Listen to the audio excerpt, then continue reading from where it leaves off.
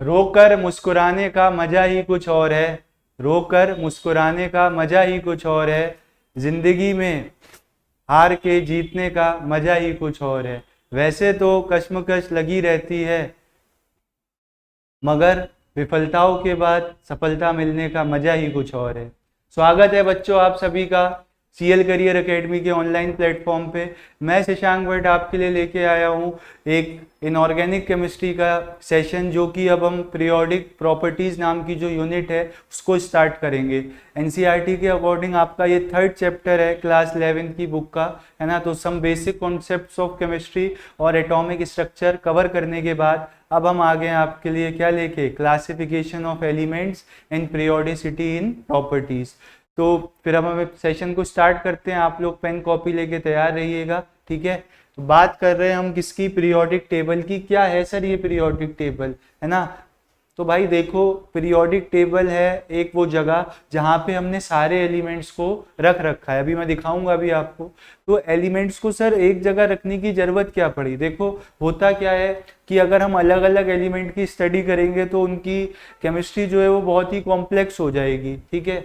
तो होता ये है कि फैमिली वाइज, मतलब पता है कि भाई ये फैमिली इस घर में रहती है, तो हम बता सकते हैं कि इन सब का हाउस नंबर ये है। तो उसी तरीके से अगर मैं एक एक फैमिली मेंबर का अगर हाउस नंबर अलग अलग कर दूं तो फिर कितना डिफिकल्ट हो जाएगा ना उनके एड्रेस पे पहुंचना, उनको कोई कोरियर या पार्सल भेजना। तो उसी तरीके से बहुत सारे एलिमेंट्स स्टार्टिंग में नहीं थे, बट आज के टाइम में 118-19 एलिमेंट्स हैं, तो उनकी स्टडी एक साथ करना पॉसिबल नहीं है। तो साइंटिस्ट ने, है ना, अपने प्रीवियस टाइम से ही एलिमेंट्स को क्लासिफाई करना शुरू कर दिया था। तो धीरे धीरे एलिमेंट्स की संख्या बढ़ती गई और क्लासिफिकेशन भी क्या हुआ, मॉडिफाई होता रहा। तो अगर सर आप बात करते हो पीरियोडिक टेबल, तो वो है क्या। तो अगर मैं आपसे बात करूं पीरियोडिक टेबल क्या है, तो पीरियोडिक टेबल सिंपली बच्चों एलिमेंट्स को, है ना, एक सिस्टमेटिक वे में क्लासिफाई करने का एक जगह है, जिससे कि उनकी स्टडी क्या हो जाती है, इजी हो जाती है, ठीक। तो अगर मैं पीरियोडिक टेबल की आपसे बात करूं तो ये क्या है, इट इज अ प्लेस, है ना, where elements elements with similar properties, है ना, जिन एलिमेंट्स की क्या है, सिमिलर प्रॉपर्टीज हैं, उनको आपने अरेंज कर रखा है। With similar properties are arranged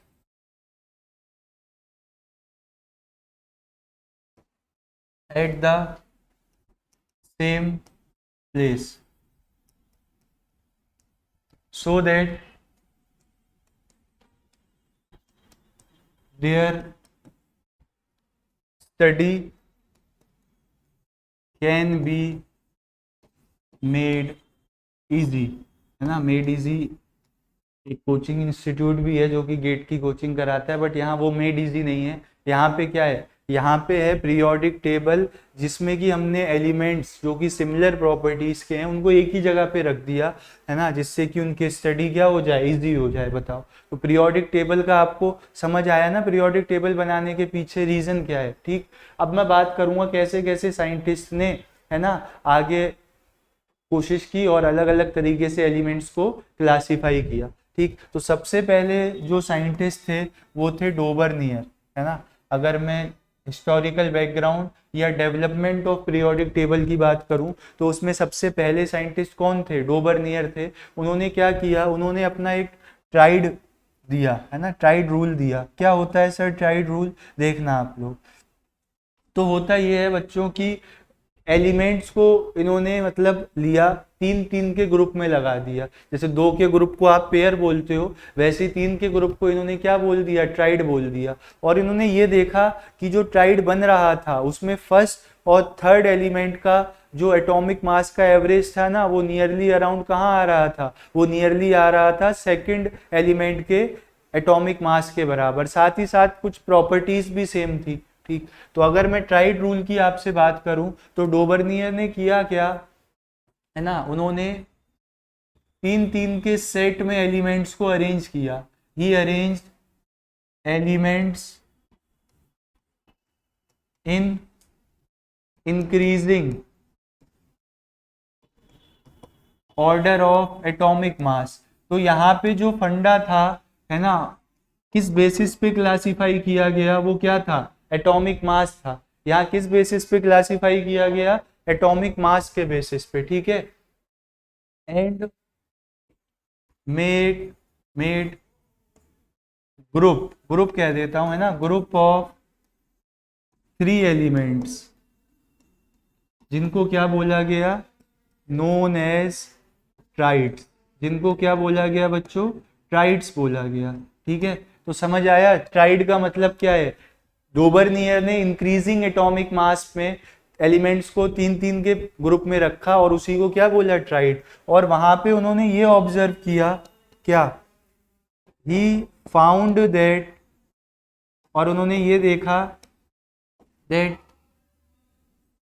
arithmetic mean कह लो या एवरेज कह लो, दोनों बातें क्या हैं, same.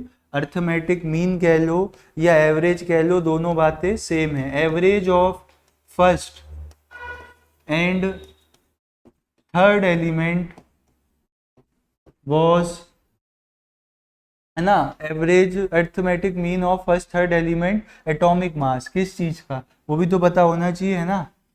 Atomic mass was nearly, या तो इक्वली आ रहा था या नियरली इक्वल था, है ना,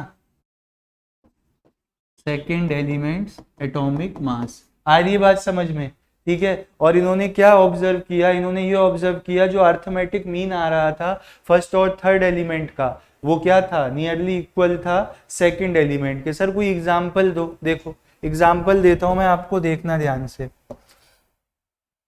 देख, लिथियम है, सोडियम है और पोटेशियम है, ये एक ट्राइड है। ये क्या है, डोबरनियर ने एक ट्राइड बनाया था, ठीक। तो लिथियम का मास जो है, लिथियम का मास आपका आता है 7 यूनिट्स, ठीक। सोडियम का आता है 23 यूनिट और पोटेशियम का है 39 यूनिट्स। तो आप देखो एवरेज लो, आप एवरेज करो किसका, एवरेज ऑफ एटॉमिक मास, और किसका करें सर, लिथियम का करो और पोटेशियम का करो, तो क्या आएगा, 7 + 39, और सम ऑफ ऑब्जर्वेशन अपॉन में क्या आता है, नंबर ऑफ ऑब्जर्वेशन। तो यहाँ पे कितना आ गया, 23। और आप देखोगे कि सोडियम का जो मास है वो भी कितना आ रहा है, 23 आ रहा है। तो ये बात इनकी क्या हो गई, सही प्रूफ हो गई, ठीक है। साथ ही साथ प्रॉपर्टीज भी क्या थी, सेम थी। ट्राइड में जो प्रॉपर्टीज भी कुछ आ रही थी वो भी क्या थी, सेम थी। तो ये क्या है, डोबरनियर ट्राइड। एग्जाम्पल देख लो आप, ठीक है। चलो इतनी बात नोट करो। फिर ऐसे कुछ और भी ट्राइड्स थे, है ना, ये तो एक ट्राइड बता दिया मैंने आपको, ऐसे ही कुछ और भी ट्राइड्स थे, वो मैं आपसे डिस्कस करता हूँ। ये एक ट्राइड था, ठीक। क्योंकि क्वेश्चन आएगा तो ऐसे आएगा ना, विच of the following group of elements does not comes under Dobereiner tried. तो सर क्यों ना एक जगह सबको कर लिया जाए। देखो आप रब कर रहे हैं, इसको नोट कर लेना, ठीक है। तो ये देखो एक निमोनिक आपके सामने नजर आएगा, है ना, और वो निमोनिक क्या है, सीबीआई के पास, सीबीआई के पास सस्ती लिपस्टिक का सब सामान है ना, मेकअप करते हैं सीबीआई वाले, और उनके पास लिपस्टिक का क्या है, सब सामान है, वो भी कौन सी, सस्ती वाली। तो देखना आप ध्यान से, क्या क्या मतलब है सर यहाँ पे, है ना, कौन सी चीज का क्या मतलब है भाई। ये कैपिटल लेटर्स का रोल होता है, आप समझ जाओ। अब हम धीरे धीरे इनऑर्गेनिक में बहुत सारे निमोनिक्स आपको देंगे, और पहले भी दिए होंगे, एक्सरे वाला, है ना, कैंसर की गोली एक्सरे के कारण यूवीआई को मारी गई, इलेक्ट्रोमैग्नेटिक स्पेक्ट्रम याद किया था। तो निमोनिक्स में एक खास बात रहेगी कि जो कैपिटल लेटर्स होंगे उनका मीनिंग होगा, स्मॉल लेटर्स का नहीं होगा। तो उसी तरीके से इस निमोनिक में है, देखो सीबीआई के पास। सर ये निमोनिक किस चीज का है भाई, ये निमोनिक जो है ना आपका, ये निमोनिक जो है, निमोनिक में कैपिटल लेटर्स गलत लिख रखे हैं कुछ, ठीक है। देख लेते हैं एक बार कि हेली ना की रब से फरियाद, है ना, सोडियम। एलिमेंट्स लिखे हैं डोबरनियर ट्राइड में, थोड़ा सा यहाँ पे टाइपिंग मिस्टेक है, आप देखना, मैं आपको बताता हूँ। देखो जो जो सही है वो मैं आपको बता रहा हूँ। ये देखो कैपिटल सी, एस और बी। सी से यहाँ पे है, क्या होगा सी से, देखो, ठीक है। और यहाँ पे क्या है, ये S और S है, ठीक है, T सल्फर सेल, ये देखो एक पेयर ये है, पहले मैं हाईलाइट कर दे रहा हूँ आपके लिए, ठीक, एक पेयर ये है, ये क्या है सर, ये देखो ये सल्फर है बच्चों, ये क्या है सल्फर, है ना, एक ट्राइड ये हो गया, ये क्या है सेलिनियम, और ये क्या है टेलेरियम है। तो एक ट्राइड आपको किसका मिल गया, सल्फर का, सेलिनियम का और टेलेरियम का, ठीक है। तो एक ट्राइड डोबर्नियर द्वारा ये दिया गया था। एक यहाँ पे है, ये देखो ये क्या है Cl यानी कि क्लोरीन, ये क्या है Br यानी कि ब्रोमीन, और ये क्या है I यानी कि आयोडीन। तो एक ट्राइड हमको क्या मिल गया, ये क्लोरीन, ब्रोमीन और आयोडीन, ठीक, एक ट्राइड ये मिल गया सल्फर, सेलेनियम और टेलुरियम वाला। और देखो सर और कौन सा है, ठीक है, और अगर मैं आपसे बात करूं, ये वो वाला है, देखो कौन सा है सर, ये है आपका कार स्कूटर, है ना, कैल्शियम, स्ट्रोंशियम और बेरियम। तो ये वाला ट्राइड कौन सा है, कैल्शियम, स्ट्रोंशियम और बेरियम वाला, ठीक है। तो तीन ट्राइड तो ये हो गए बच्चों, और भी कोई है, ठीक, यहाँ पे देखो आप एक ट्राइड यहाँ पे है आपके पास, ठीक, कलर कुछ चेंज कर दे, देखो एक ट्राइड ये है लिथियम, सोडियम और पोटेशियम, ठीक है, ये क्या है लिथियम, है ना, सोडियम है तो उसका वो नहीं आ पा रहा है सिंबल, फिट नहीं बैठ रहा है निमोनिक में, और ये क्या है पोटेशियम है। तो एक ट्राइड हमारे पास क्या आ गया, यहाँ पे लिख रहा हूँ मैं, लिथियम, सोडियम और क्या है पोटेशियम, ली ना ही, है ना, देखो। तो ये सामने मैंने आपके सामने क्या लिख रखे हैं, सारे डोबर्नियर ट्राइड। एमसीक्यू में आएगा which of the following is not a Dobereiner triad, तो आप पहचान लोगे। एक यहाँ पे और रह गया है, ठीक है, तो यहाँ पे पाकिस्तान, ऑस्ट्रेलिया सब बेकार, है ना, एक यहाँ पे और है यार, इसको देख लें जरा, क्या है, देख लो सर, देखते हैं चलो, ठीक है, पास में है बच्चों, CBI के यहाँ पे स्मॉल है, ये कंफ्यूजन कर रहा है, PAS, ठीक है, इससे क्या होगा सर, इससे कौन सा निमोनिक है, देखो आप ध्यान से देखना, फॉस्फोरस, आर्सेनिक और बिस्मथ। ये क्या है फॉस्फोरस, आर्सेनिक और बिस्मथ, जिसका सिंबल क्या होता है, बिस्मथ नहीं एंटीमनी, जिसका सिंबल होता है Sb। तो एक आपके पास और आ गया ट्राइड, क्या फॉस्फोरस, आर्सेनिक, है ना, और एंटीमनी। नेपाल, पाकिस्तान, ऑस्ट्रेलिया सब बेकार, ये Sb क्या है एंटीमनी होता है, ठीक है, ध्यान रहेंगे डोबर्नियर ट्राइड्स, ठीक है, तो नोट कर लो आप। एक आप पहली ये वाला, इसका मैंने एग्जाम्पल से भी आपको प्रूव कर दिया, बाकी भी आप देखोगे तो आपको यही नजर आएगा कि फर्स्ट और थर्ड का जो मास है वो नियरली क्या आ रहा है, मीन आ रहा है सेकंड वाले के, नोट कर लो। आगे बढ़ते हैं फिर, देखो एक क्वेश्चन है बच्चों डोबर्नियर ट्राइड पे कि A, B and C are 3 elements of triad, जहाँ के भी A और B का वेट जो है वो 7 और 15 है, तो आप C का एटॉमिक वेट बताओ। आप क्या बताओ, C का एटॉमिक वेट बता दोगे, आंसर बता देंगे क्या है इसमें, देखो बताओ फिर। A और B का वेट दिया है, ध्यान रखना, और ट्राइड किसका है, ABC का। A का वेट कितना दे रखा है, बच्चे जल्दीबाजी में गलत कर देते हैं, इसलिए हम इस क्वेश्चन को लेके आए। C का पूछा है, ये एलिमेंट रहा, और यहाँ पे क्या रहा एटॉमिक वेट। तो आपको C का अगर एटॉमिक वेट बताना है तो बताओ आप क्या करोगे, कुछ नहीं सर, हम एवरेज ले लेंगे। आपने बताया फर्स्ट और थर्ड का जो एवरेज आता है ना, एवरेज किसका, average of A and C वो इक्वल आता है, ठीक है, average of A and C atomic mass वो इक्वल आएगा किसके, एटॉमिक मास ऑफ B के इक्वल। तो देख लो आप A और C का मास कितना है, सर C का तो पता नहीं बट B का पता है, बताओ कितना है B का, 15।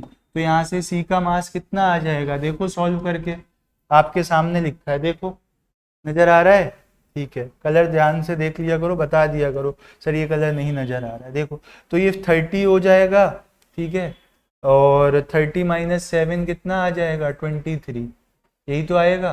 तो C का एटॉमिक मास कितना आ रहा है 23 यूनिट्स आ रहा है, तो आपका आंसर क्या हो जाएगा 23। इसको सॉल्व कर लेना, आगे 2 को यहाँ भेज दिया, है ना, अगर किसी को नहीं समझ आ रहा हो, बेसिक मैथ है यार, यहाँ पे भेज दिया, और फिर C क्या हो गया 30 माइनस 7, जो कि मैंने ऊपर लिख दिया कितना 23 यूनिट्स। तो आपका आंसर कितना आ जाएगा 23। बताओ ये बात समझ आई? ठीक है, तो इस तरीके से कंफ्यूज कर सकते हैं, क्योंकि हम जनरली क्या सोचते हैं भाई फर्स्ट और थर्ड का दिया होगा उनका एवरेज निकाल लो बीच वाले का आ जाएगा, बट ऐसा नहीं है। ठीक है, ऐसा नहीं है। चलो नोट कर लो आप इसको, 23 है सही आंसर। ठीक है,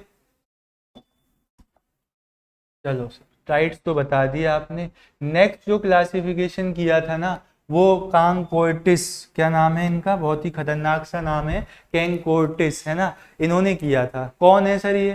भाई साइंटिस्ट ही रहे होंगे। क्या है इनका मतलब क्लासिफिकेशन का फंडा? इन्होंने ये किया ना बच्चों, इन्होंने एक सिलेंडर लिया और जिस तरीके से आप डीएनए का स्ट्रक्चर पढ़ते हो एक हेलिकल स्ट्रक्चर होता है ना, डीएनए का स्ट्रक्चर कैसा होता है? हेलिकल होता है। तो इन्होंने यहाँ से हेलिक्स बनाया एक, देखना हेलिक्स अलग कलर से दिखा रहा हूं मैं आपको ये,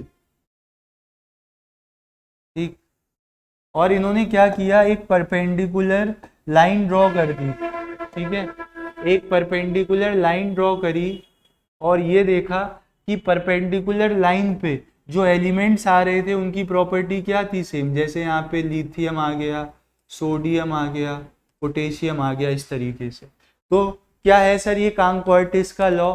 इन्होंने एक सिलेंडर लिया और उसमें एक हेलिक्स ड्रॉ किया, फिर एक्सिस से एक परपेंडिकुलर डाला, तो ये देखा कि जब वो परपेंडिकुलर लाइन हेलिक्स को जहां जहां मीट कर रही है वहां वहां सिमिलर प्रॉपर्टीज के एलिमेंट आ रहे हैं, यानी कि एक परपेंडिकुलर पे। तो इसीलिए इनका लॉ का नाम क्या है? टेलेरिक हेलिक्स लॉ है। ठीक है, तो ध्यान से देखो आप, इन्होंने लॉ में क्या बताया? ठीक, he said that elements, जो कि एलिमेंट्स हैं आपके, है ना, elements with similar properties were lying on the perpendicular drawn from axis on helix, है ना। हेलिक्स पे आपने क्या कर दिया, एक परपेंडिकुलर डाल दिया, तो देखा जो परपेंडिकुलर लाइन है ना, तो जहां जहां वो एक लाइन हेलिक्स को मीट कर रही है उस पॉइंट पे सिमिलर एटॉमिक मतलब सिमिलर प्रॉपर्टीज के एलिमेंट आ रहे हैं। ठीक, तो अब इसकी कुछ लिमिटेशन भी थी। ठीक है, लिमिटेशन क्या थी सर? यार सारे पोजीशंस की वो है ना, सारे एलिमेंट्स की पोजीशन याद रखना पॉसिबल नहीं है ना। Remembering the position of elements कहाँ पे? On helix was difficult. साथ ही साथ ये सारे एलिमेंट्स को क्लासीफाई भी नहीं कर पाए थे, है ना। More over all elements were not classified, इनके द्वारा सारे एलिमेंट्स क्लासिफाई नहीं करे गए, है ना।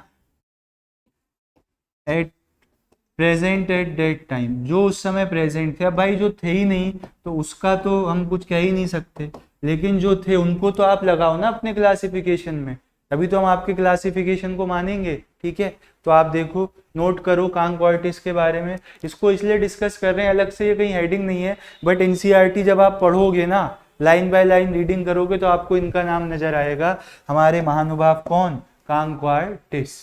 तो जो भी बोल रहे हो इनको, ठीक है, तो ध्यान रखना, साथ साथ मतलब रीड करना, लेक्चर के बाद आप वो टॉपिक रीड किया करो। वैसे मैं सारे एस्पेक्ट्स एनसीईआरटी के कवर करता हूँ। चलो आगे बढ़ते हैं। नेक्स्ट देखो आप, नेक्स्ट क्या है? Newlands law of Octave. यहाँ पे क्या है यार, थोड़ा ये लोग ना संगीतकार बन गए। न्यूलैंड्स लॉ ऑफ ऑक्टेव में क्या हुआ, जो न्यूलैंड थे उन्होंने क्या किया, थोड़ा सा अपना रियाज किया, है ना, सुर का, सारे गामा, है ना, ऐसे रियाज करते रहे और कहाँ तक पहुंच गए, जो अलंकार होते हैं अपने म्यूजिक के, है ना, नोट्स, म्यूजिकल नोट्स।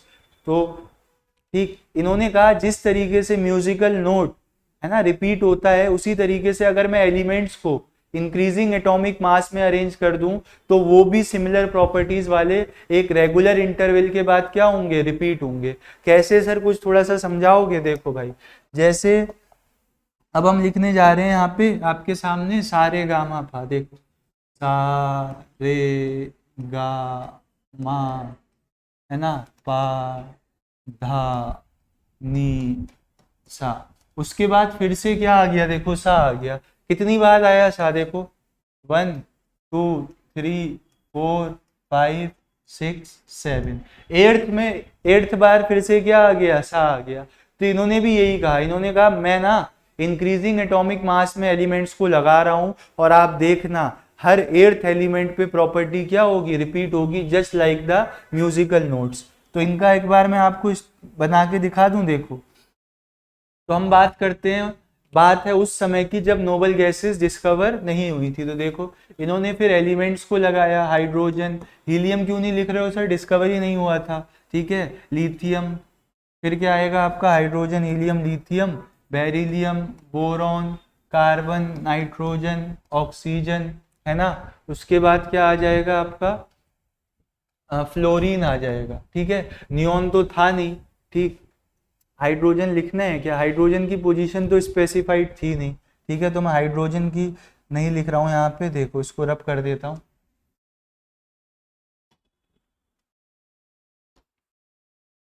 देखना, हाइड्रोजन को मत लिखो सर, वरना कहानी खराब हो जाएगी। देखो हम बात कर रहे हैं किसकी, बिना हाइड्रोजन की, देखो लिथियम, फिर ये आ गया यार, lithium, beryllium, boron, carbon, nitrogen, oxygen, fluorine, neon discover नहीं हुआ था, ठीक है। फिर कौन आ गया, सोडियम।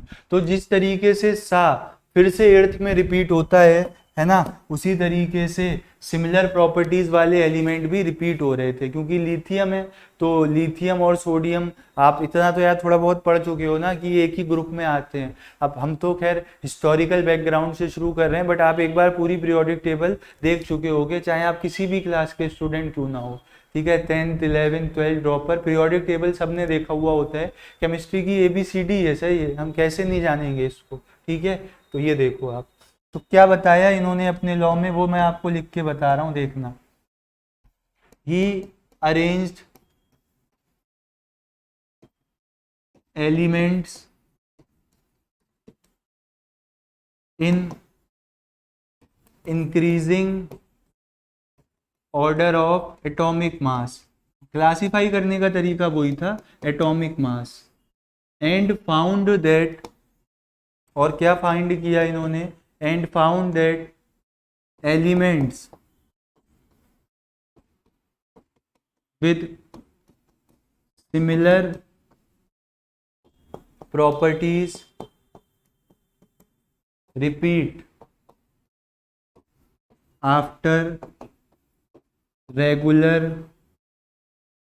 interval, किसकी तरह, after regular interval, just like musical notes, किसकी तरह, म्यूजिकल नोट्स की तरह। बताओ ये बात क्लियर हुई, ठीक है। साथ साथ नोट्स बनाते हुए चलना, मैं इसलिए पहले से कोशिश करता हूँ कि कुछ ना लिखा हुआ हो आपके सामने, ताकि आप भी यहाँ पे फिर लिखोगे, ठीक है। आ गई बात समझ में, ठीक है सर, आ गई। क्या और क्या क्या बात थी यार, उस टाइम पे ना नोबल गैसेस डिस्कवर नहीं हुई थी। अगर मैं आपसे बात करूं नोबल गैसेस की, तो एट दैट टाइम 1865 पे, है ना, at that time noble gases were not discovered.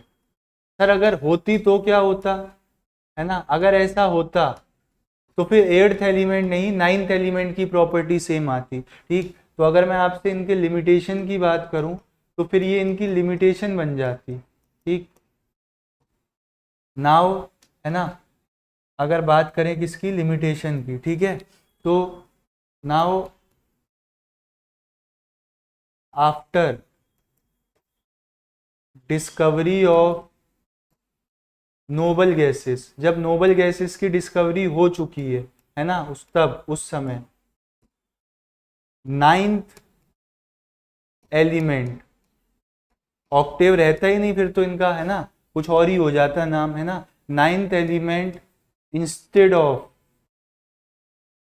Earth will have similar property. अब नाइन्थ की नहीं सर, मतलब एर्थ की नहीं, अब नाइन्थ एलिमेंट की प्रॉपर्टी क्या होती, सेम होती। बताओ दूसरी बात क्या थी, दूसरी लिमिटेशन क्या थी इनकी, है ना। ऑल्दो ही प्लेस्ड 63 एलिमेंट, हालांकि इन्होंने 63 एलिमेंट प्लेस किए, है ना, अपने क्लासिफिकेशन में, बट जो इनका लॉ था, है ना, but his law was applicable. ये जो लॉ एप्लीकेबल था ये केवल कहाँ तक था, कैल्शियम तक था, है ना। Was applicable only till calcium. इनका लॉ कहाँ तक एप्लीकेबल था, कैल्शियम तक एप्लीकेबल था, ठीक है। तो लिमिटेशन पता लग गई आपको कि भाई अगर नोबल गैसेस को हम कंसीडर करें ना तो एर्थ एलिमेंट नहीं, अब नाइन्थ की प्रॉपर्टी सेम होगी। देख भी सकते हो आप, लिथियम, बेरिलियम, बोरॉन, अब यहाँ क्या आ जाता, नियॉन आता, फिर सोडियम आता, ठीक है। तो उसी चक्कर में लिमिटेशन देख लो आप, क्या था न्यूलैंड्स लॉ, वो देख लो। देन हम अगले लॉ की तरफ बढ़ते हैं, आ जाओ आप नोट कर लेना, ठीक है। सब तुम्हारे सामने लिखा है भाई, हमारी मेहनत है तो तुम्हें भी मेहनत करनी पड़ेगी वरना काम नहीं चलेगा, ठीक है। नोट्स बना लो एक बार, मौज हो जाएगी, है ना। और पढ़ना ऐसे है किसी को पढ़ाने के लिए, कल को कोई आपसे पूछे कि भाई ये क्या होता है तो आप बता पाओ, है ना। खाली सिलेक्शन के लिए नहीं बैठे हम यहाँ पे, सिलेक्शन तो होता ही है, जिनका नहीं होता वो भी तो, है ना, अपनी लाइफ स्पेंड करते हैं, ठीक है। तो अगर हमारे पास नोट्स ही नहीं होते तो हम कहाँ से पढ़ाते हैं आपको, पहले अपने नोट्स को एक बार रिकॉल करते हैं, तब तो आपके सामने कंटेंट डिलीवर करते हैं, क्योंकि बुक है ना, बुक के पॉइंट्स को कंपाइल करना है, तो वही पॉइंट्स मैं कंपाइल करके यहाँ दे रहा हूँ आपको। अलग अलग बुक पढ़ने की जरूरत नहीं पड़ेगी, नोट्स बना, एनसीईआरटी रीड करी, क्वेश्चन भी करा देते हैं, बस नोट्स ही इनफ है। आ जाओ फिर लोथर मेयर कर्व, यहाँ पे क्या था सर, कर्व है सर, कुछ कर्व ही रहा होगा, देखो इन्होंने कर्व बनाया, ठीक है। कर्व किस किस के बीच बनाया होगा इन्होंने, एटॉमिक मास था यहाँ पे, ठीक, और यहाँ पे था बच्चों एटॉमिक वॉल्यूम। तो लोथर मेयर ने कर्व किसके बीच में प्लॉट किया, एटॉमिक मास के बेसिस पे, और किसके बेसिस पे, एटॉमिक वॉल्यूम के बेसिस पे, ठीक है। क्लियर दिख रहा है ना आप लोगों को सब। इसको कहाँ से करते हैं यार, कैमरे को मैनुअल कर दूं क्या, कहीं ब्लर वगैरह हो रहा हो, ठीक है। तो देखो आप, इन्होंने क्या किया, एटॉमिक मास और एटॉमिक वॉल्यूम पे कर्व प्लॉट किया, तो इन्होंने ये पाया ना, मैं दिखाता हूँ क्या पाया इन्होंने। जब चले जाओगे तो सोचेंगे हमने क्या खोया, हमने क्या पाया। तो इन्होंने भी यही पाया, देखो इन्होंने क्या पाया, इन्होंने पाया कि जो पीक है ना, वो पीक ऑक्यूपाई कर रखी है एल्कली मेटल्स ने। वो पीक किसने ऑक्यूपाई कर रखी है, एल्कली मेटल्स ने। देखो यहाँ पे आ रहे थे लिथियम, सोडियम, पोटेशियम, इस तरीके से। और जो आपका था ना डिसेंडिंग वाला, जो डिसेंडिंग वाला पोर्शन था वो भी किसी ने ऑक्यूपाई कर रखा था, और जो असेंडिंग वाला पोर्शन था वो भी किसी ने ऑक्यूपाई कर रखा था, और जो बॉटम वाला था वो भी, ठीक है। तो ये जो बॉटम वाला है ये एरिया ऑक्यूपाई कर रखा था मेटलॉइड्स ने, है ना। ये एरिया किसने ऑक्यूपाई कर रखा था, मेटलॉइड्स ने, ठीक है। और देखो आप असेंडिंग और डिसेंडिंग में, है ना, क्या था, असेंडिंग में हेलोजेंस थे, असेंडिंग में क्या थे, हेलोजेंस। तो यहाँ पे जो थे आपके हेलोजेंस थे,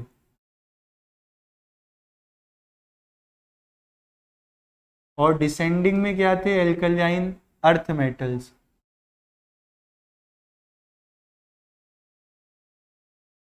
तो आपको लोथर मेयर कर्व समझ आया, मतलब इनके कर्व की सिमिलर पोजीशन पे सिमिलर प्रॉपर्टीज के एलिमेंट्स जो है वो एग्जिस्ट कर रहे थे। अगर आप पीक पे देखते चलोगे तो एल्कली मेटल्स, नीचे की तरफ आओगे, है ना, डिसेंडिंग ग्राफ को देखोगे तो alkaline earth metal, ascending graph को देखोगे तो हेलोजेंस, और बॉटम वाले पार्ट को देखोगे तो मेटलॉइड्स और ट्रांजिशन एलिमेंट्स थे। तो एक बार मैं इनकी सारी बातों को कंक्लूड कर दूं जो जो इन्होंने बताया था। हाँ सर कर दो आप, देखो तो इनकी जो बातें हैं वो कुछ इस प्रकार हैं कि peak was occupied by alkali metals. Peak को ऑक्यूपाई करने वाले लोग कौन थे? एल्कली मेटल्स थे, ठीक है। और असेंडिंग पोजीशन की अगर मैं बात करूं, ascending position was occupied by halogens. Ascending position किसने ऑक्यूपाइड कर रखी थी? हेलोजेंस ने। देन अगर मैं डिसेंडिंग पोजीशन की बात करूं तो डिसेंडिंग पोजीशन वर ऑक्यूपाइड, बता तो दिया ही है आपको, किनके द्वारा? Were occupied by alkaline earth metals, ठीक है। किन्होंने ऑक्यूपाई करी थी? एल्कलाइन अर्थ मेटल्स ने। तो ये मैं लोथर मेयर कर्व को आपको क्या कर रहा हूँ? एक्सप्लेन कर रहा हूँ। उसके बाद जो ये नीचे वाला एरिया था, है ना, बॉटम पोर्शन ऑफ कर्व, जो बॉटम पोर्शन था कर्व का, वो किसने ऑक्यूपाई किया था? वॉज ऑक्यूपाइड बाय मेटेलॉइड्स, है ना, एंड ट्रांजिशन एलिमेंट्स। तो मैंने सारी पोजीशन आपको ग्राफ की जो है वो एक्सप्लेन कर दी। बताओ इतनी बात क्लियर है? पीक पे कौन मिला? टॉप मोस्ट पे एल्कली मेटल्स, असेंडिंग पे हेलोजन, डिसेंडिंग पे एल्कलाइन अर्थ मेटल, और बिल्कुल बॉटम पे मेटेलॉइड्स और ट्रांजिशन एलिमेंट। सर लिमिटेशन क्या थी? लिमिटेशन यही थी यार कि पोजीशंस याद करना पॉसिबल नहीं था, है ना। लिमिटेशंस क्या थी? लिमिटेशन यही थी सर कि remembering position on curve was difficult. Positions को याद रखना क्या था? डिफिकल्ट था, ठीक है। ध्यान रहेगी आपको लिमिटेशन, ठीक, नोट कर लो इस बात को। फिर हम आगे बढ़ते हैं। लोथर मेयर कर्व, ये भी आपको एनसीईआरटी में दे रखा है विदाउट एनी हेडिंग। देखो एनसीईआरटी में हेडिंग किसकी है? Dobereiner triad, Newlands law of octave, Mendeleev की। अब कांग-क्वार्टेज और लोथर मेयर से क्वेश्चन आएगा तो है वहाँ पे, बट वो हाईलाइटेड नहीं है। तो हम देखो आपके सामने हाईलाइट कर रहे हैं, हाईलाइट किया नहीं है, ठीक है। कहूँगा मैं थोड़ा सा ना, तो सर हाईलाइट कर दिया करो ताकि हमारे बच्चों के दिमाग में भी हाईलाइट हो जाए, ठीक है। सिंपल हेडिंग में ऐसा मज़ा नहीं आता है ना। चलो नोट कर लो, आगे आ जाओ फिर आप। अब क्या है सर? वाह जी वाह, मेंडलीव की पीरियोडिक टेबल आ गई है। क्या? मेंडलीव की पीरियोडिक टेबल, ठीक है। विजिबल है ना आपको? बताओ विजिबल है कि नहीं? ठीक है, थोड़ी देर के लिए इसको ऑटो कर दें क्या, ताकि आपको ये विजिबल हो जाए, देखना, ठीक है। तो हल्का ऑटो करने से थोड़ा विजिबल हुआ होगा। ये क्या है? मेंडलीव की पीरियोडिक टेबल। भाई साहब पीरियोडिक टेबल पे मारा मारी हो रही थी। सबसे पहले कौन पीरियोडिक टेबल लेके आए? सबसे पहले पीरियोडिक टेबल लेके आए मेंडलीव सर, है ना। सबसे पहले कौन पीरियोडिक टेबल लेके आए? Mendeleev sir. तो इन्हीं को हम क्या कहते हैं? मेंडलीव को ही हम कहते हैं फादर ऑफ पीरियोडिक टेबल, है ना। तो मेंडलीव को ही किस नाम से जाना जाता है? मेंडलीव को ही जाना जाता है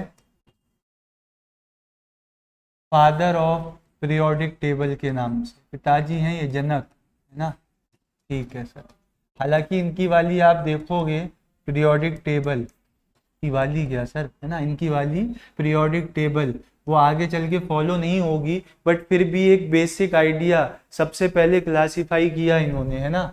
मेंडलीव ही थे, है ना, जिन्होंने द फर्स्ट साइंटिस्ट जिन्होंने क्या किया? हु क्लासिफाइड एलिमेंट्स, कहाँ पे? Elements in table. सबसे पहले साइंटिस्ट यही थे जिन्होंने एलिमेंट्स को क्लासिफाई करके क्या दी? एक टेबल दी। तो टेबल पे आप गौर करो, फिर मैं आपको सारी इंपॉर्टेंट बातें नोट कराऊंगा। एक बार जरा जल्दी से ओवरव्यू ले लो। कहीं आपके पास अगर है बुक वगैरह में तो साथ में आप ओपन करके रख सकते हो। बेस्ट सोर्स एनसीईआरटी है ना। एरर के चांसेस कम रहते हैं और एग्जाम में भी उसी का रेफरेंस लिया जाता है, ठीक है।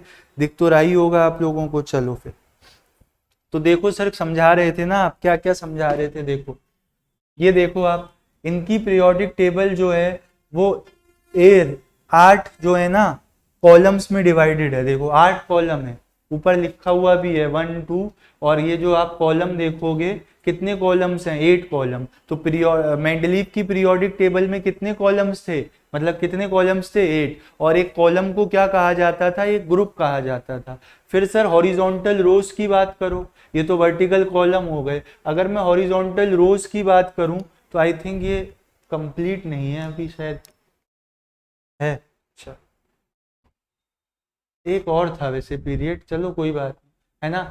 तो इनके अगर मैं इसकी बात करूं, किसके, हॉरिजॉन्टल रोज के, तो देखो आप कितनी आ रखी हैं, ये 1 2 3 4 5 6, है ना। तो 6 हॉरिजॉन्टल रोज हैं और बाकी 8 क्या है, कॉलम्स हैं। ध्यान से अगर आप देखोगे तो हर कॉलम माने कि हर ग्रुप 2 सब ग्रुप्स में डिवाइडेड है, ए और बी, ठीक है।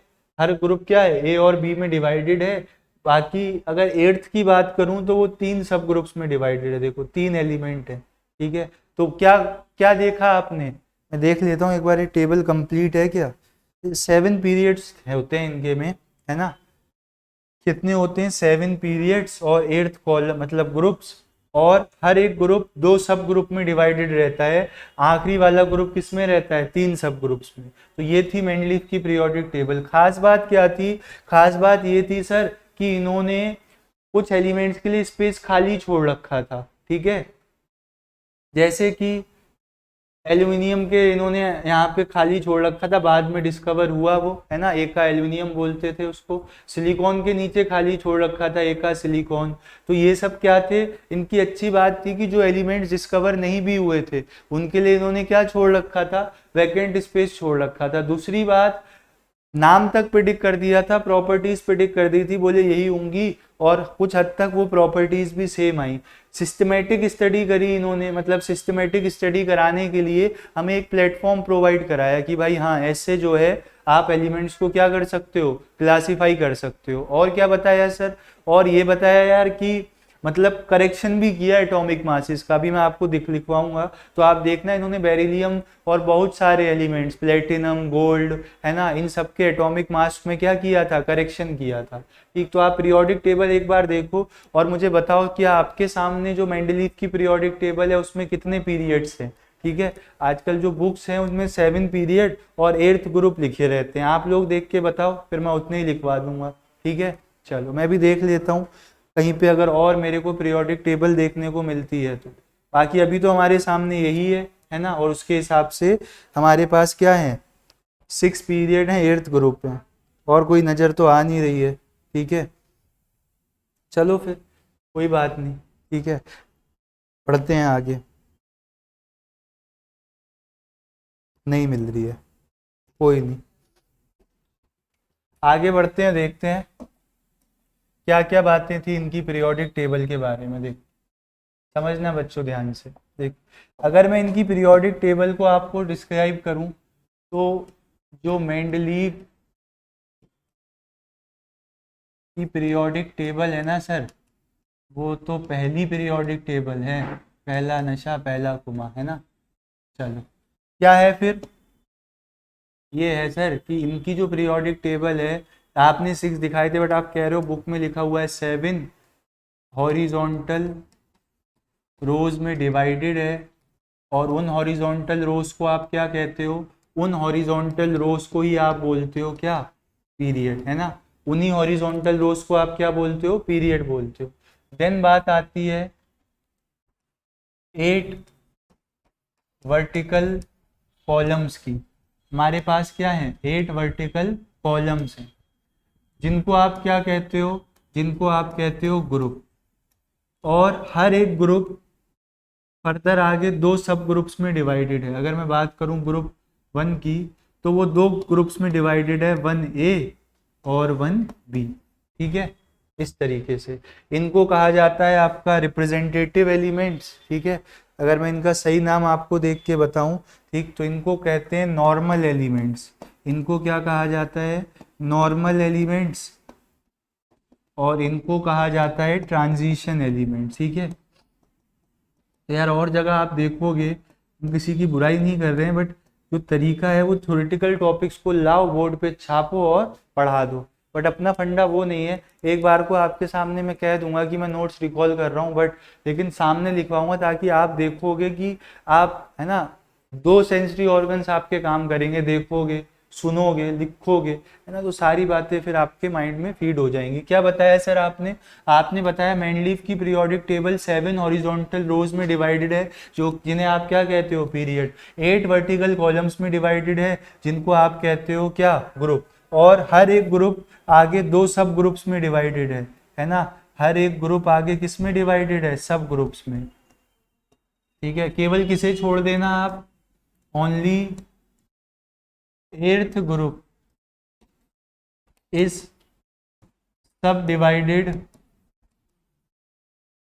इनटू 3 सब ग्रुप्स, है ना, रेस्ट ऑल इन 2 सब ग्रुप्स। केवल ग्रुप 18 जो है आपका, है ना, मतलब ग्रुप 8 जो है वो किस में डिवाइडेड है, 3 सब ग्रुप्स में, बाकी सब 2-2 सब ग्रुप में। तो एक ब्रीफ ओवरव्यू आप देखो मेंडलीव की पीरियोडिक टेबल का, फिर मैं आपको इनकी अच्छी बातें और कुछ बुरी बातें बताता हूँ।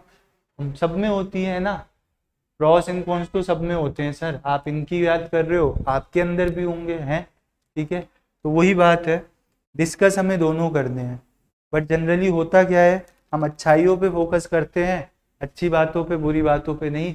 और साइंटिस्ट इतने अच्छे हैं कि वो अपनी बुराइयों को भी डिस्क्लोज करने से कोई बुरा नहीं मानते हैं, ठीक है। तो अगर कोई है गलत हैबिट तो उसको आप डिस्कस करो पेरेंट्स से, सीनियर से, है ना, जो भी हैं एल्डर, तो सोल्यूशन मिलेगा। अच्छी बात है तो आप ढोल धमाके के साथ बता दोगे, ठीक। चलो, तो ये रहा था आपका मेंडलीव की पीरियोडिक टेबल। अब मैं इनकी कुछ एडवांटेजेस आपको बताता हूँ। Advantages of Mendeleev periodic table. भाई क्या क्या फायदा हुआ हमें इनकी टेबल से? सबसे पहले तो सिस्टमेटिक स्टडी करने में हेल्प मिली, है ना। सबसे पहले क्या हेल्प मिली? सबसे पहली हेल्प थी to ease out, ease out मतलब आसान कर देना, है ना, to ease out systematic study of elements. एक सिस्टमेटिक तरीका प्रोवाइड किया कि भाई ऐसे आप एलिमेंट्स को पढ़ सकते हो। अब हमने बना दी है, लो क्या, पीरियोडिक टेबल। साथ ही साथ ही left spaces for undiscovered elements of that time. उस टाइम पे जो एलिमेंट्स जो है क्या हुए थे, अनडिस्कवर रह गए थे, उनकी भी उन्होंने क्या जगह खाली छोड़ दी। And also predicted their properties, और साथ ही साथ उनकी प्रॉपर्टीज भी प्रिडिक्ट कर दी, which later on were found same, और बाद में वो सेम मिली भी, है ना। तो सोचो आप कितना अच्छा इन्होंने काम किया मेंडलीव ने। सर एक आध एग्जाम्पल बताओगे? लो देखो तो एक आध एग्जाम्पल। अभी मैं बता भी रहा था आपको, एल्युमिनियम के नीचे था ना जगह खाली, ठीक है, यहाँ पे इन्होंने इसको नाम दे दिया था क्या, एका एल्युमिनियम, मतलब उसके बाद, है ना। और हुआ भी बच्चों गैलियम डिस्कवर बाद में। और कोई बताओ सर। और अगर मैं आपसे बात करूं तो Mn के नीचे जगह छोड़ी थी, है ना, तो इसको बोल दिया था एका मैंगनीज। और इसको जो ये था ना, जो डिस्कवर हुआ था वो कौन था फिर, गैलियम था। और यहाँ पे जो डिस्कवर हुआ था वो कौन था, टेक्नीशियम था, है ना, Tc। अभी आप आगे पीरियोडिक टेबल में देखोगे भी, ठीक है। बताओ, इसको मैनुअल कर दूं मैं? तो निकल गया यार जेब से, है ना, माइक का तार जो है निकल गया जेब से, ये लो, इसको मैनुअल कर देते हैं। पीरियोडिक टेबल दिखाने के लिए किया था, ठीक। चलो, तो वैकेंट स्पेसिस की बात समझ आ गई आपको? हाँ सर आ गई। और क्या किया इन्होंने, ठीक है। और अगर मैं आपसे डिस्कस करूं, पहले मैं माइक कि वायर को जेब में रख दूंगा, पैर में अटकता है वो, देखो। और अगर मैं आपसे बात करूं तो इन्होंने एटॉमिक मासेस में करेक्शन भी किया है ना, ही करेक्टेड एटॉमिक मासेस, ठीक है। एटॉमिक मास में भी इन्होंने क्या किया, करेक्शन किया। क्या करेक्शन किया सर, बताओगे थोड़ा सा? देखो करेक्शन कुछ इस प्रकार था कि अगर देखा जाए तो होता क्या है कि इन्होंने बोला बेरिलियम, ठीक है, हाइड्रोजन, हीलियम, लिथियम, बेरिलियम, ठीक है। Beryllium shows resemblance with aluminium. इनका कहना था कि बेरिलियम और एल्यूमिनियम की प्रॉपर्टीज क्या होती हैं, सेम होती हैं, ठीक है। तो इसका मतलब बेरिलियम की जो वैलेंसी होगी वो भी एल्यूमिनियम की तरह कितनी होनी चाहिए, 3 होनी चाहिए, है ना। और इसका जो इक्विवेलेंट वेट आता है, इक्विवेलेंट वेट आप आराम से निकाल सकते हो किसी भी चीज का, है ना। कैसे सर, 1 ग्राम हाइड्रोजन के साथ वो एलिमेंट कितना रिएक्ट कर रहा है, 8 ग्राम ऑक्सीजन के साथ वो एलिमेंट कितना रिएक्ट कर रहा है। तो जितना उसका मास रिएक्ट करता है ना इन लोगों के साथ, 35.5 ग्राम क्लोरीन के साथ कितना रिएक्ट कर रहा है, तो उतना ही वेट, उसका वेट क्या कहलाया जाता है, इक्विवेलेंट वेट। तो वो तो इजीली निकाल दिया, और जो इक्विवेलेंट वेट आया वो आया 4.5। तो अगर आपको मोल कॉन्सेप्ट याद हो और इक्विवेलेंट वेट का फॉर्मूला याद हो तो वो क्या होता था, वो होता था molecular weight divided by n factor. Equivalent weight कितना आ रहा है, 4.5, मतलब मॉलिक्यूलर वेट या एटॉमिक वेट, और एन फैक्टर होता था वैलेंसी, न्यूट्रल के लिए तो 3। तो यहाँ से जो एटॉमिक वेट आना चाहिए वो आना चाहिए कितना, 13.5, और आ कितना रहा था, 9, है ना। और एटॉमिक वेट आ कितना रहा था, 9 आ रहा था।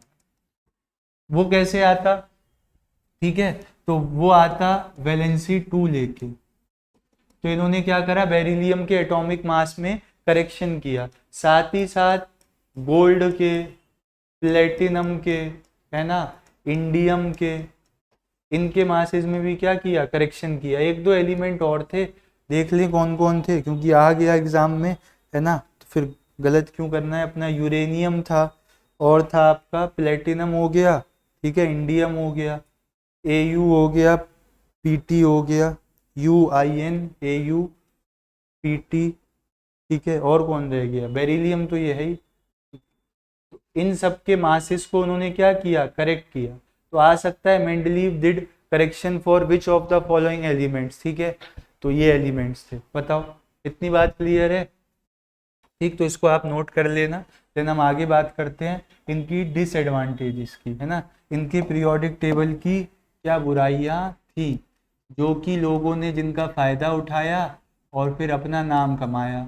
तो मैं यही कह रहा हूँ यार, अगर कोई लिमिटेशन तुम्हारी है, मैं ये नहीं कहूँगा कमी है या बुरी है, मैं कह रहा हूँ लिमिटेशन है ना, उतने आप उसमें क्या हो, एक्सपर्ट नहीं हो, एक्सपर्ट, ठीक। तो उस पर आप काम करो, वरना जो बाहर और जनता बैठी है उसी का फायदा उठाएगी। क्यों नहीं इनकी पीरियोडिक टेबल आज पढ़ते हैं, क्योंकि इनकी जो लिमिटेशंस थी उन पे दूसरों लोगों ने गौर किया और फिर उसको अपनी स्ट्रेंथ बना के दुनिया के सामने पेश कर दिया, उनका नाम हो गया। इनका भी है, हम पढ़ तो रहे हैं बट फॉलो नहीं कर रहे हैं ना आज की डेट में, ठीक है। तो देखो डिसएडवांटेजेस देखो आप मेनली पीरियोडिक टेबल की, एलिमेंट्स जो थे कुछ विद डिफरेंट, है ना, properties were placed in same group. क्या बोल रहे हो सर, भाई सही बोल रहा हूँ, होना क्या चाहिए था, सेम ग्रुप में सेम प्रॉपर्टीज वाले एलिमेंट आने चाहिए थे, बट देखा ये गया कि प्रॉपर्टीज अलग होने के बावजूद एलिमेंट्स क्या हैं, सेम ग्रुप में रखे हुए हैं, ठीक है। तो देखो आप ध्यान से, ये लिमिटेशन को ही सर एग्जांपल से समझाओ। देखो मैं ग्रुप 1A और 1B की बात आपसे कर रहा हूँ, यानी कि हैं तो दोनों एक ही ग्रुप में। ये देखो लिथियम, सोडियम, पोटेशियम, रुबीडियम, ठीक है।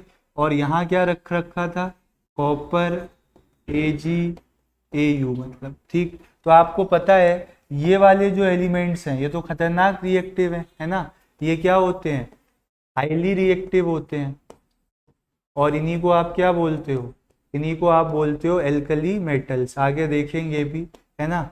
इन्हीं को आप क्या बोलते हो, एल्कली मेटल्स बोलते हो। और ये लोग कौन है, ये तो सर लेस रिएक्टिव होते हैं।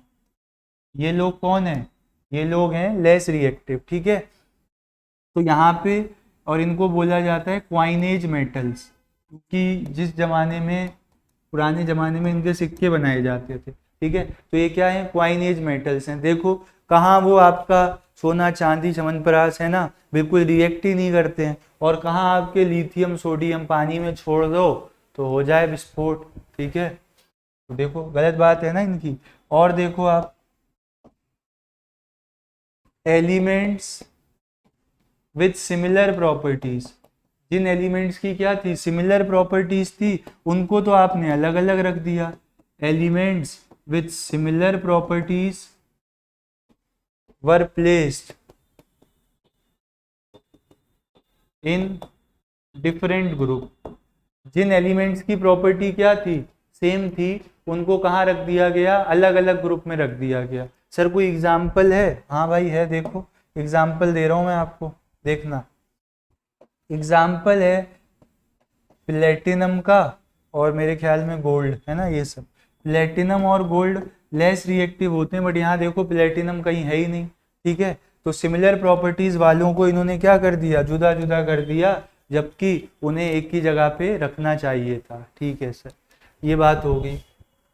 और कोई लिमिटेशन है क्या सर, दो तो आपने बता दी, हाँ भाई है, देखो some elements were not arranged in the increasing order of atomic mass। मतलब आप कह रहे हो, खुद कह रहे हो दूसरों से कि एटॉमिक मास के इंक्रीजिंग ऑर्डर में लगाओ, और आपने खुद क्या किया, दिखाता हूं मैं, देखो एग्जाम्पल देखो आप। आर्गन का 39.9 यूनिट मास होता है, पोटेशियम का 39 होता है, ठीक है, और इसको इन्होंने पहले रख रखा था। क्यों किया सर आपने ऐसा, कोई इनसे पूछे तो वही क्या है, इनकी कमी है। और देखो आप, हाइड्रोजन की पोजीशन स्पेसिफाई नहीं थी, hydrogen position was not specified, वो तो आज भी कोई नहीं कर पाया, नोटोरियस एलिमेंट बोला जाता है उसको, ठीक है। और देखो आप, और देखो, और आइसोटोप्स जो होते हैं, आपको मैं एटॉमिक स्ट्रक्चर में पढ़ा के आया हूं, आइसोटोप्स। आइसोटोप्स क्या होते थे sir, elements having similar atomic number different atomic mass, है ना। तो isotopes have different mass but they were placed at same position। और आइसोटोप्स का अलग अलग मास होने के बावजूद भी उनको क्या रख रखा था, सेम पोजीशन पे रख रखा था, तो ये भी बात गलत है। तो ये कुछ 4-5 लिमिटेशंस हैं, या मैं कहूँ डिसएडवांटेजेस हैं मेंडलीव की, ये आपको ध्यान रखनी है, ठीक है, नोट करो इनको।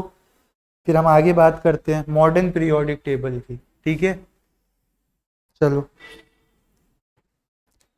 कर लिया नोट, बताओ, इधर देखो, इधर कर लिया।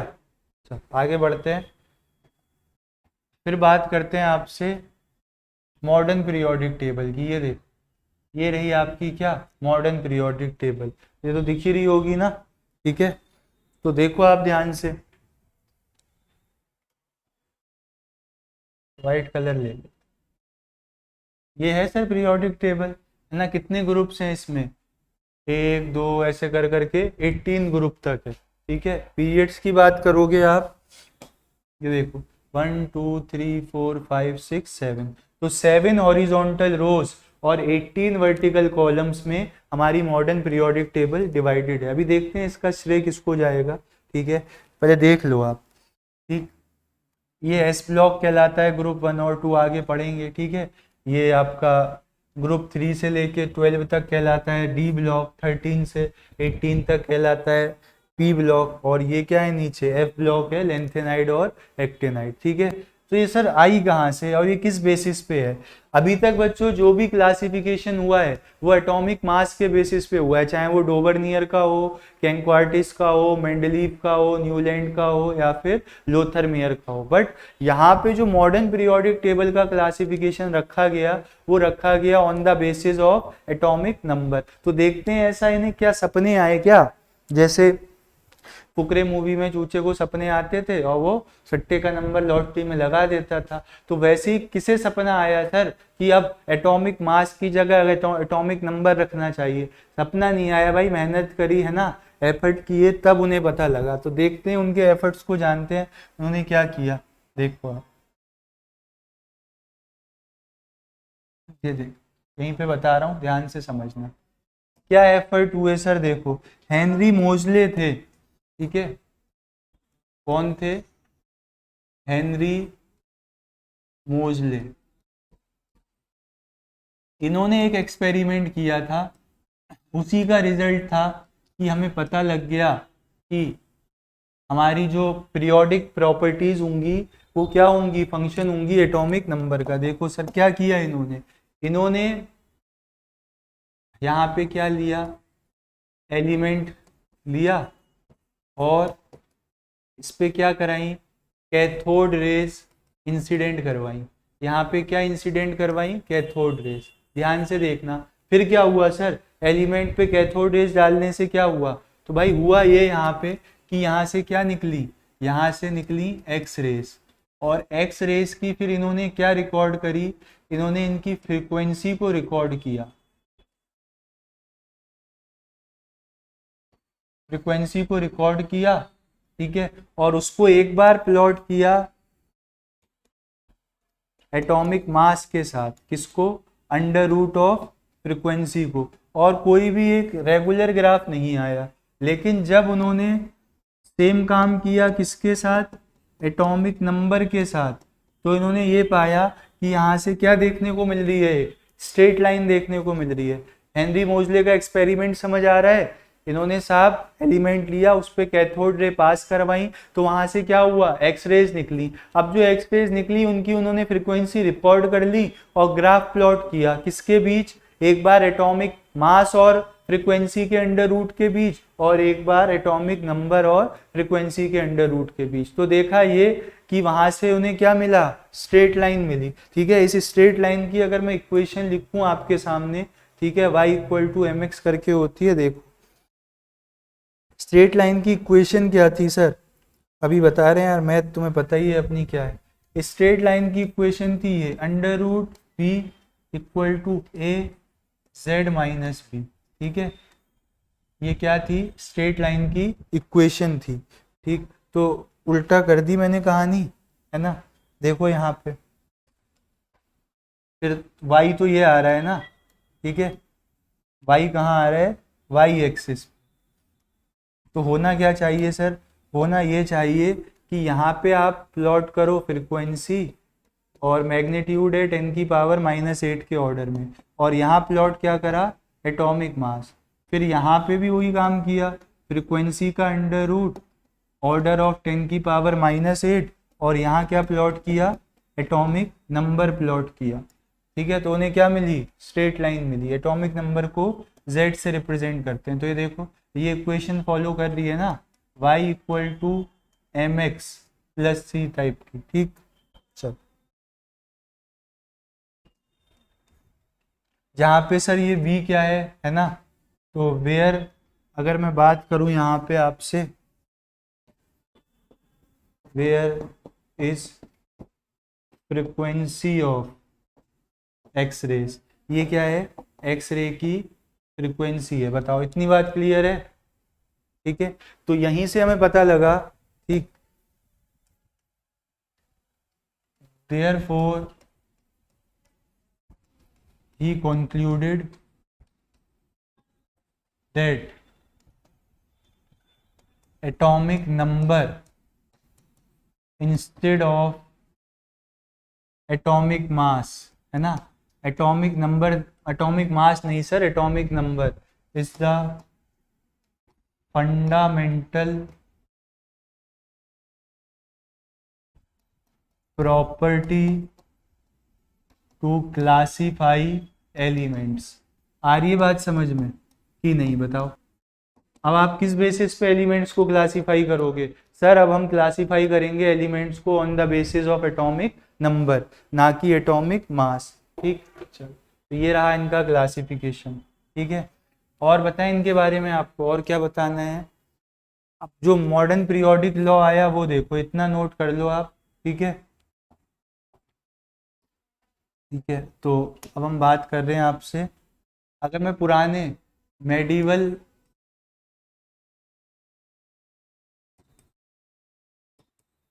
हिस्ट्री पढ़ा रहे हो क्या? एंशियंट, मेडिवल, मॉडर्न, है ना? तो मेडिवल पीरियोडिक लॉ की अगर मैं आपसे बात करूं तो वो क्या था? इनका कहना था ना, इनका कहना ये था कि periodic properties of elements are function of their atomic numbers. Periodic properties क्या होती हैं? फंक्शन होती हैं, सॉरी एटॉमिक मास, मेडिवल है ना, इसका एटॉमिक मास। वहीं अगर मैं आपके सामने मॉडर्न पीरियोडिक लॉ लिखूं, है ना, तो मॉडर्न पीरियोडिक लॉ क्या कहता है? मॉडर्न पीरियोडिक लॉ कहता है सर, जो पीरियोडिक प्रॉपर्टीज है ना, पीरियोडिक प्रॉपर्टीज जो हैं एलिमेंट्स की, वो क्या हैं? Periodic properties are function of atomic number, है ना? किसका फंक्शन है? एटॉमिक नंबर का। बताओ, एंशियंट यानी कि मेडिवल और मॉडर्न पीरियोडिक लॉ समझ आ गया? हाँ सर आ गया समझ। ठीक है, तो यही है आपका। और मॉडर्न पीरियोडिक टेबल आपने देख ही लिया कैसे कैसे डिवाइडेड है। ठीक, तो अगर मैं आपसे मॉडर्न पीरियोडिक टेबल की बात कर लूँ, जैसे मैंने उसकी मेंडलीव की करी थी, तो मॉडर्न पीरियोडिक टेबल क्या बताती है आपको? वो यही बताती है कि सर हम जो है ना वो 7 पीरियड्स में डिवाइडेड हैं और 18 जो है वो ग्रुप्स में डिवाइडेड हैं। किसकी देन है ये? है ना, हेनरी मोजले की देन है। ठीक, मॉडर्न पीरियोडिक टेबल किसने दी है? हेनरी मोजले ने। ठीक, नोट कर लो। नेक्स्ट जो है बच्चों वो क्या है? बोहर बरी क्लासिफिकेशन ऑफ एलिमेंट। ठीक है, बोहर और बरी दो साइंटिस्ट थे, इन्होंने पीरियोडिक टेबल को क्या किया? ब्लॉक्स में, है ना, किसमें? ब्लॉक में डिवाइड कर दिया, S block, P block, D block, F block, इस तरीके से। मैंने पीरियोडिक टेबल आपको दिखाई भी तो थी, देखो फिर से देखो आप ये। ठीक, तो मैंने कहा था ना आपकी पीरियोडिक टेबल क्या है? आपकी पीरियोडिक टेबल जो है वो डिवाइडेड है किसमें? आपकी पीरियोडिक टेबल डिवाइडेड है ब्लॉक्स में। ठीक है, ग्रुप 1 और 2 मिला के एस ब्लॉक बनाते हैं, फिर बताया था। तो वही काम हम यहाँ करेंगे और उनकी बोहर बरी क्लासिफिकेशन पढ़ेंगे इसमें, ब्लॉक्स में। ब्लॉक डिसाइड कैसे होता है सर? देखो, एस ब्लॉक एलिमेंट्स कौन होते हैं? एस ब्लॉक एलिमेंट्स वो होते हैं those elements in which last electron enters in S subshell. आखिरी इलेक्ट्रॉन कहाँ जाता है? एस सबशेल में जाता है, तो उनको आप क्या कहते हो? एस ब्लॉक एलिमेंट बोलते हो। हाँ सर आ गई बात समझ में, और बताओ आगे। ठीक है, कौन कौन आता है इसमें? आता है आपका ग्रुप 1। ठीक, तो ग्रुप 1 आता है जैसे कि ये। ठीक है, और कौन आता है? ग्रुप 2 आता है ली ना की रब से फरियाद, है ना, ये तो रेडियो एक्टिव होता है। ये क्या होता है? Radio active. रेडियो एक्टिव की तो सर स्टडी करना पॉसिबल नहीं है। ठीक, और यहाँ देखो आप, बेटा मांगे कार स्कूटर बाप राजी। यहाँ पे रेडॉन क्या है, रेडियो एक्टिव है, ये क्या है, ग्रुप 2 है। ग्रुप 1 को बच्चों कॉमनली और हम बोल देते हैं क्या, इनको बोलते हैं हम एल्कली मेटल्स। क्यों बोलते हैं अभी बताता हूँ। देखो इनका जो ऑक्साइड्स होते हैं और जो क्या होते हैं हाइड्रो ऑक्साइड्स, वो बेसिक नेचर के होते हैं, है ना, आर बेसिक इन नेचर। और किसी बेस को अगर आप पानी में डिसॉल्व कर दो तो उसी को आप क्या कहते हो, एल्कली कहते हो। ठीक, ग्रुप 2 को कहा जाता है sir alkaline earth metals. Group 2 को क्या कहा जाता है, एल्कलाइन अर्थ मेटल्स बोला जाता है। क्यों बोलते हो सर इनको, भाई वही बात है कि इनका जो एक्वस सॉल्यूशन होगा वो बेसिक होता है एंड दे आर मोस्टली, है ना, they are mostly found in earth crust. ये अधिकतर कहाँ पाए जाते हैं, अर्थ क्रस्ट में पाए जाते हैं। इसी वजह से इनको हम क्या बोलते हैं, इसी वजह से हम इनको बोलते हैं एल्कलाइन अर्थ मेटल, और इनको क्या बोलते हैं, एल्कली अर्थ मेटल। ये वाला पॉइंट इसके लिए भी एप्लीकेबल है ना, ये वाला जो पॉइंट है ये इनके लिए भी एप्लीकेबल है कि ये वाला नहीं, ये कि हाइड्रो ऑक्साइड्स और ऑक्साइड्स कैसे होते हैं, बेसिक होते हैं। बताओ इतनी बात क्लियर है। ठीक है, आप कहते सर प्रूफ करके दिखाओगे, ये लो सोडियम को पहले पानी में डालोगे आप, ठीक है, तो क्या बनतेगा NaOH, और वो जो विस्फोट होता है वो इसकी वजह से होता है, बहुत तेजी से रिलीज होती है। तो ये क्या है, बेस है। और कोई बेस अगर पानी में सॉल्यूबल होता है तो उसको हम क्या कहते हैं, एल्कली बोलते हैं ना। इसीलिए इनका नाम क्या है, एल्कली मेटल्स, और इनका नाम क्या है, एल्कलाइन अर्थ मेटल्स। बताओ इतनी बात क्लियर हो गई। ठीक है सर, इनका और प्रॉपर्टीज बताओ आप, कन्फ्यूग्रेशन लिख के बताओ। देखो इसकी क्या आएगी, लिख के बताता हूँ मैं आपको। देखो एक बार देख लो, नोट कर लो, कुछ करना है तो। जनरल इलेक्ट्रॉनिक कन्फ्यूग्रेशन की बात करता हूँ मैं आपसे। देखो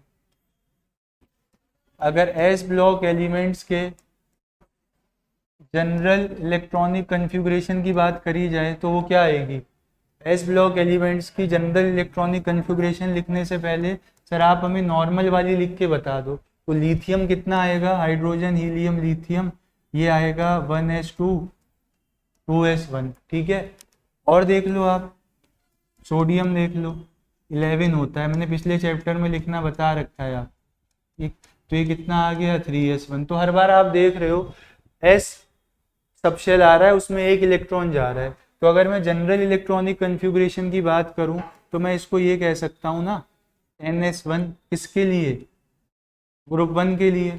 ऐसे ही आप 2 वालों को देख लो, बेरिलियम देख लो 1s2 2s2, मैग्नीशियम को देख लो 1s2 2s2 2p6 3s2। ठीक है, तो यहाँ पे क्या हो रहा है, हर बार बाहर वाली शेल में 2 इलेक्ट्रॉन जा रहे हैं, तो ये कितना आ जाएगा आपका NS1 हो गया, या फिर आप कह सकते हो 2। तो ये क्या है, इनकी जनरल इलेक्ट्रॉनिक कन्फ्यूग्रेशन है। अगर मैं ऑक्सीडेशन स्टेट की बात करूं तो या तो ग्रुप 1 वाले तो +1 ही शो करेंगे और ग्रुप 2 वाले क्या शो करेंगे, +2।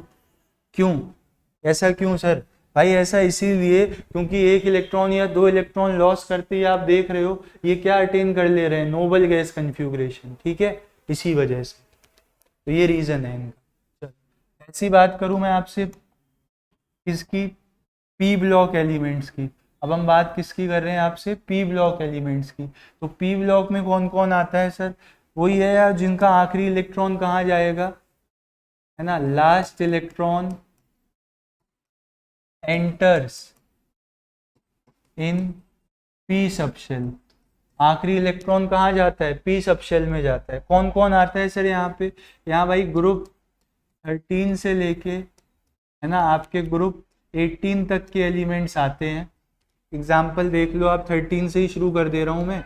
ये देखो बैगन आलू गाजर इन थाली, है ना, ये क्या है आपका ग्रुप 13 है। कन्फ्यूग्रेशन लिखो सर 1s2 2s2 2p1, इसकी लिखो 1s2 2s2 2p6 3s1। तो आप क्या देख रहे हो, हर बार देखो आप, हर बार क्या हो रहा है यहाँ पे 3s2 3p1, हर बार वैलेंस शेल में क्या आ रहा है s2p1 s2p1, है ना। तो ग्रुप 13 की जो जनरल कन्फिग्रेशन है वो क्या है ns2 np1, ये क्या है ग्रुप 13 की जनरल कन्फिग्रेशन है, बताओ आप। ठीक, ऐसी ग्रुप 14 की होगी, ठीक है, ऐसी क्या हो सकता है ग्रुप 14 की भी हो सकती है। वहां कौन आता है सर, वहां आता है कार्तिक शिव गणेश संग पार्वती, है ना। इनकी लिख के बता दो सर, देखो आप 1s2 2s2 2p2, इसकी लिखो, ठीक है, इसका होता है 14, तो 1s2 2s2 2p6 3s2 3p2। तो आप क्या देख रहे हो, आप ये देख रहे हो कि हर बार वैलेंस शेल में s2 और p2 आ रहा है, यानी कि ग्रुप 14 की जनरल कन्फिग्रेशन क्या हो गई ns2 और np2 हो गई। आ रही है बात समझ में। तो ये क्या है ग्रुप 14 की जनरल कन्फिग्रेशन है। ऐसी करके एक एक इलेक्ट्रॉन जो है वो आगे बढ़ता रहेगा।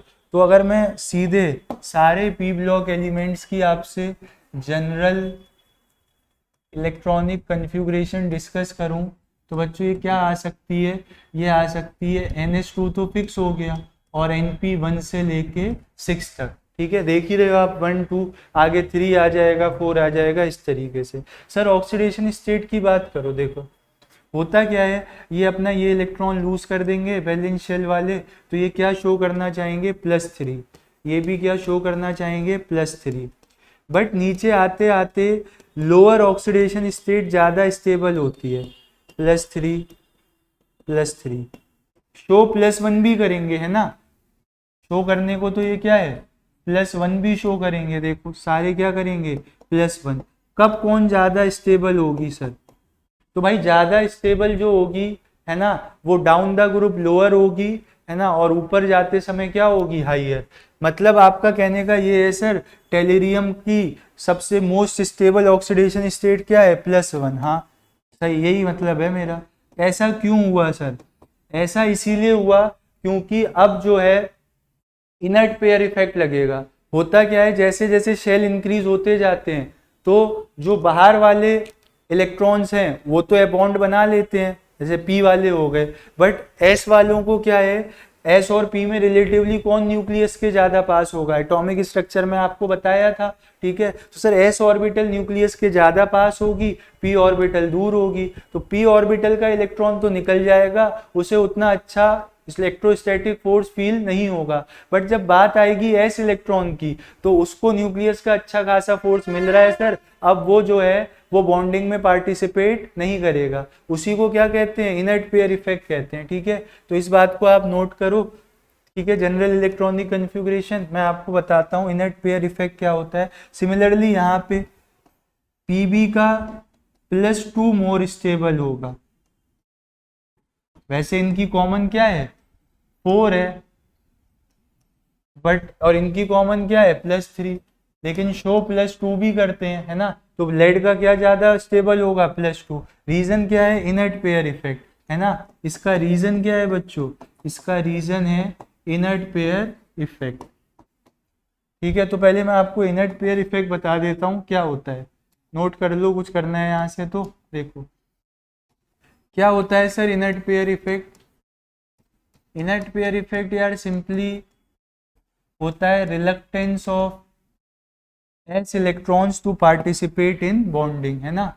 इनर्ट पेयर इफेक्ट क्या होता है, reluctance of s subshell electron, किस लिए, टू पार्टिसिपेट इन बॉन्डिंग, और जिसकी वजह से होता क्या है ना, जिसकी वजह से होता क्या है, due to which stability of lower oxidation state increases down the group, जिसकी वजह से होता ये है कि नीचे जाते समय ग्रुप में लोअर ऑक्सीडेशन स्टेट जो है वो ज़्यादा स्टेबल हो जाती है। जैसे आपने देखा टेलिरियम का जो है, टेलिरियम किस में ज़्यादा स्टेबल है, +1 में ज़्यादा स्टेबल है एज़ कंपेयर टू +3। ठीक, और उसके बाद अगर मैं कार्बन वाली फैमिली की बात करूं तो कार्बन वाली फैमिली में क्या है, लेड आता है ना, तो लेड का +2 क्या है, ज़्यादा स्टेबल है एज कंपेयर टू +4। तो इनर्ट पेयर इफेक्ट का कॉन्सिक्वेंस समझ आया आपको? बताओ। लोअर ऑक्सीडेशन स्टेट जो है वो क्या है, ज़्यादा स्टेबल हो जाती है डाउन द ग्रुप। ठीक है, तो अगर आपसे ऑर्डर पूछा जाए तो नीचे आते समय आप स्टेबिलिटी बढ़वा देना +1 की। जैसे देखो अगर +1 में है तो ये ऑर्डर रहेगा,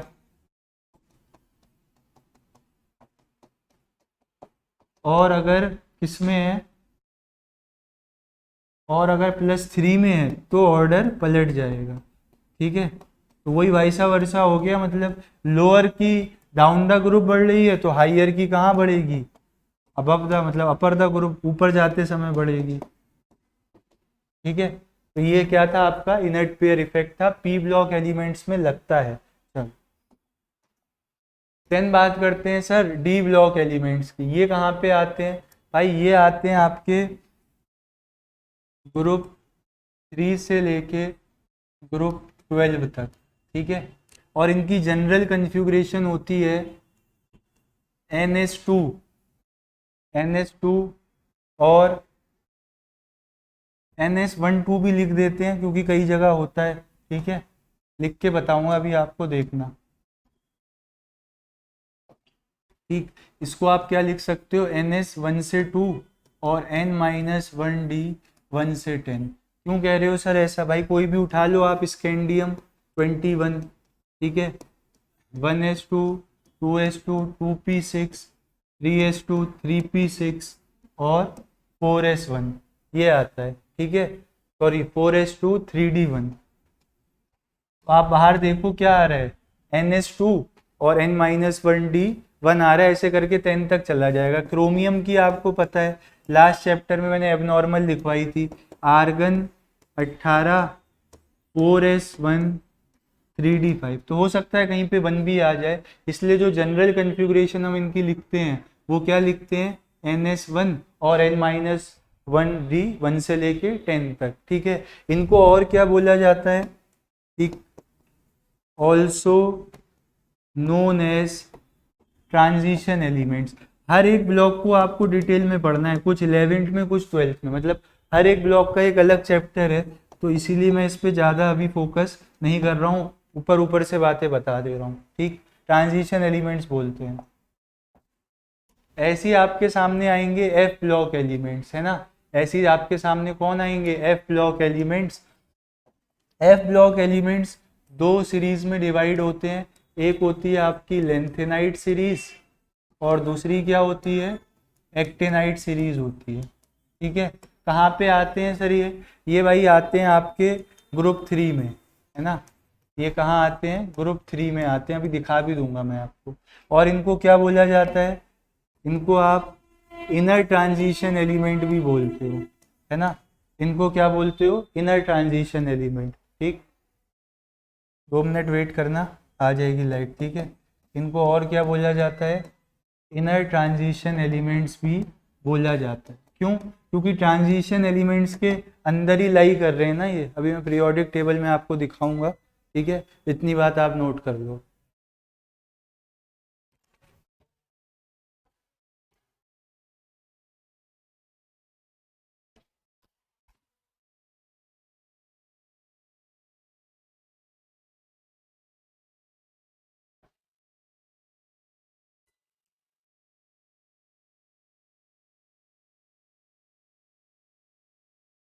ठीक, तो सेशन अगर ज़्यादा लंबा होगा तो हम इसको यहीं स्टॉप कर देंगे।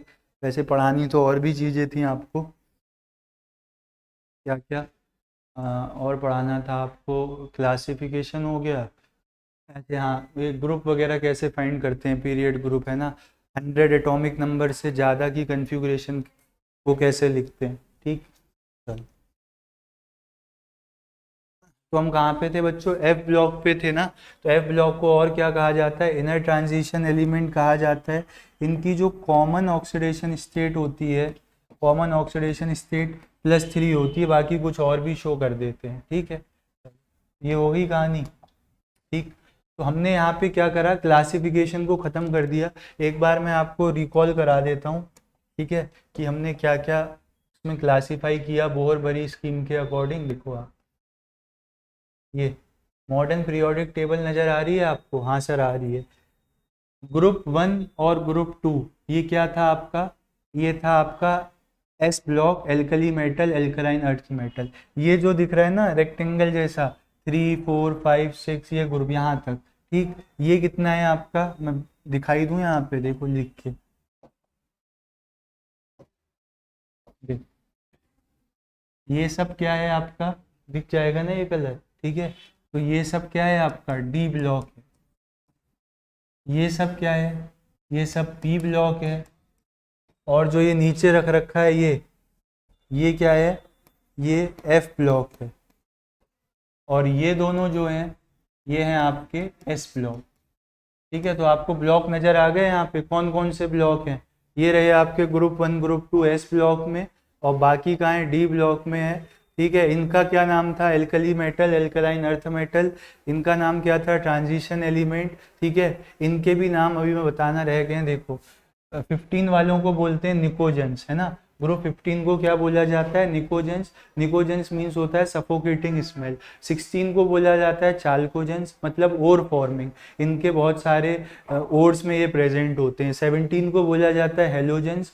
हेलोजन मतलब क्या होता है सर, हेलोजन मतलब सॉल्ट फॉर्मिंग। और ग्रुप 18 को आप क्या बोलते हो, नोबल गैस, क्योंकि ये जो है किसी के साथ रिएक्ट नहीं करते हैं। उसी तरीके से आपने इनको क्या बोला था, इनर ट्रांजिशन एलिमेंट। लेंथेनाइड क्यों बोला था, क्योंकि लेंथेनम के बाद आ रहे हैं। इसको हम एक्टिनाइड्स बोलते हैं, क्यों बोला था, क्योंकि एक्टिनियम के बाद आ रहे हैं। ठीक है, तो ये इनके कॉमन नेमिंग थी। अभी इसमें हमें कैसे फाइंड करते हैं, मतलब कोई भी अगर एटॉमिक नंबर दे दिया जाए और हमें ब्लॉक वगैरह फाइंड करना हो तो कैसे करेंगे। ठीक है, वो हम आपको बताएंगे। देन 100 से ज़्यादा जो आगे एटॉमिक नंबर होते हैं उनकी IUPAC नेमिंग कुछ अलग चलती है, वो पढ़ेंगे। ठीक है, तो तब तक आप इतना रिवाइज करना। आज थ्योरेटिकल था तो इसलिए कोई क्वेश्चन हमने नहीं किए। नेक्स्ट क्लास में हम इस क्लास के क्वेश्चन भी करेंगे, और जो अगला टॉपिक पढ़ेंगे उसमें तो क्वेश्चन होना तय है। ठीक है, तो तब तक आप रीडिंग लगाना NCERT से, नोट्स रिवाइज करना। मिलते हैं नेक्स्ट क्लास में।